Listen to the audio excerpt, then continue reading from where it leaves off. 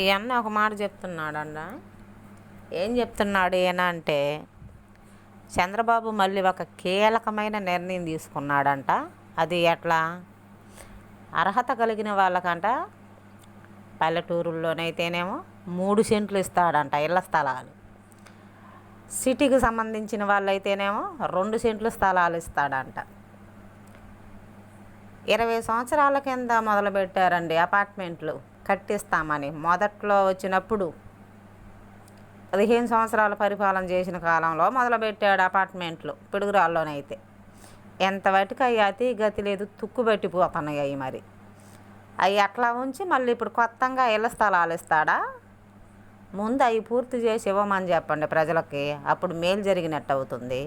మళ్ళీ కొత్తగా ఇళ్ల స్థలాలు ఇచ్చి దాంట్లో ఇల్లు ఏం చేసుకోవాలా? పోయి అందుట్లో కూర్చోవాలా చెట్లు బీక్కుంటా?